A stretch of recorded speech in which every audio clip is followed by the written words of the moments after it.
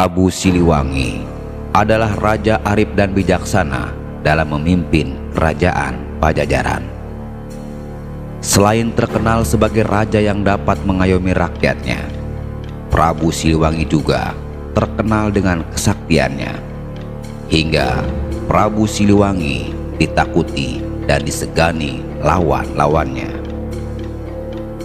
Banyak yang menduga kesaktian Prabu Siliwangi dikarenakan memiliki kodam macan putih yang mendampingi beliau. Padahal macan putih itu awalnya adalah pasukan macan putih yang menyerang Prabu Siliwangi.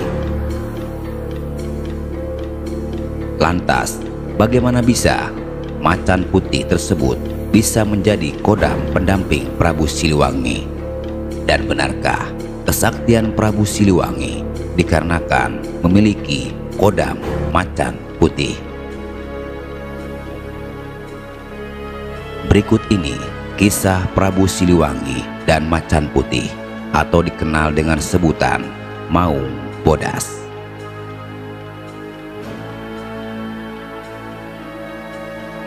Kisah diawali dengan perjalanan rutin Prabu Siliwangi ke sejumlah wilayah untuk mengetahui perkembangan kehidupan rakyatnya.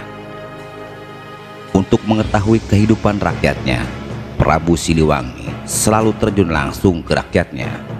Tetapi kunjungan Prabu Siliwangi tidak pernah diketahui rakyatnya, karena Prabu Siliwangi selalu menyamar dengan tujuan tidak dikenali rakyatnya.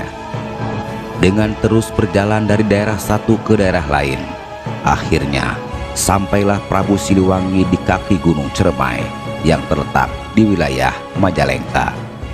Prabu Siliwangi memutuskan beristirahat di kaki Gunung Ceremai tersebut.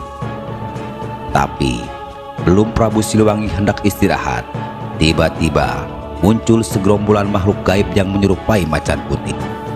Tapi belum Prabu Siliwangi hendak beristirahat, tiba-tiba muncul segerombolan makhluk gaib yang menyerupai macan putih. Kedatangan Prabu Siliwangi ke kaki Gunung Ceremai ternyata merasa mengusik makhluk gaib tersebut. Makhluk gaib macan putih itu menunjukkan ketidaksenangannya dengan kehadiran Prabu Siliwangi. Mereka merasa kehadiran Prabu Siliwangi sebuah ancaman bagi mereka. Padahal Prabu Siliwangi hanya berniat beristirahat di tempat tersebut setelah melakukan perjalanan. Tanpa menyapa, makhluk gaib macan putih itu langsung menyerang Prabu Siliwangi dari segala arah.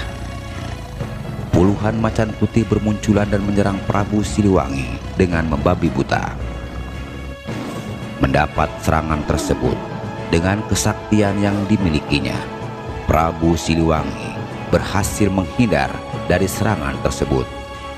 Tapi macan putih malah makin banyak dan terus menyerang Prabu Siliwangi.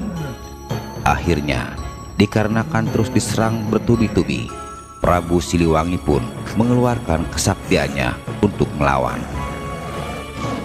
Pertarungan sengit pun terjadi. Beberapa kali puluhan macan putih berhasil dipukul mundur Prabu Siliwangi. Tapi macan putih tersebut kembali menyerang, bahkan semakin banyak berdatangan. Walau dikepung dari berbagai arah, Prabu Siliwangi masih dengan mudah melawan sekumpulan macan putih tersebut. Bahkan puluhan macan putih berhasil dilumpuhkan.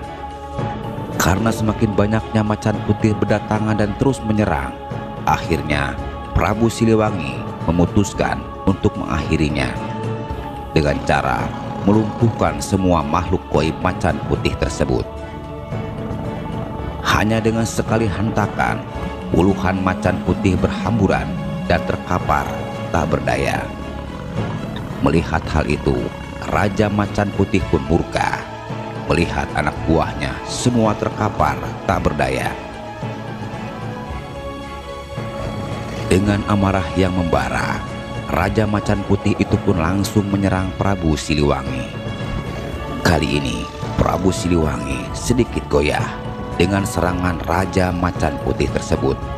Ternyata kesaktian Raja Macan Putih itu tidak bisa dianggap enteng. Pertarungan semakin sengit. Seluruh ilmu kedikcayaan Prabu Siliwangi sudah dikeluarkan. Namun Raja Macan Putih itu sedikit pun belum goyah. Bahkan Prabu Siliwangi beberapa kali terpental akibat serangan Macan Putih tersebut. Prabu Siliwangi yang merasa mendapatkan lawan berat akhirnya mengeluarkan ilmu batin yang dia miliki. Dengan memejamkan mata, Prabu Siliwangi mencari titik kelemahan dari Raja Macan Putih tersebut. Prabu Siliwangi yang memiliki ilmu batin tingkat tinggi berhasil melihat titik kelemahan dari Raja Macan Putih tersebut. Prabu Siliwangi menatap dengan mata tajam ke satu titik di atas kedua mata dari Macan Putih tersebut. Setelah itu, Prabu Siliwangi kembali mengeluarkan ilmu kesaktiannya. Kali ini, serangan Prabu Siliwangi mengarah pada satu titik kelemahan Raja Macan Putih itu. Dengan sekali hentakan, Prabu Siliwangi berhasil mengarahkan pukulannya dengan tepat di atas kedua mata Macan Putih itu.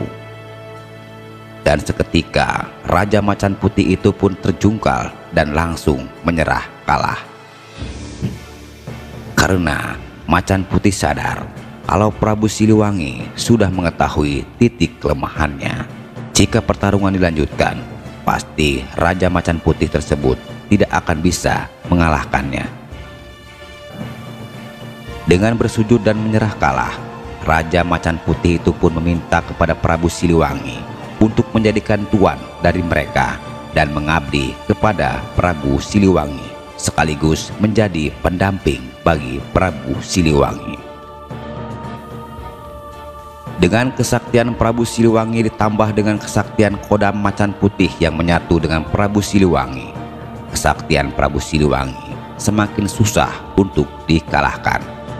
Bahkan dalam setiap peperangan, pasukan kerajaan Pajajaran selalu dibantu pasukan gaib Macan Putih, hingga menjadikan kekuatan kerajaan Pajajaran susah untuk dikalahkan.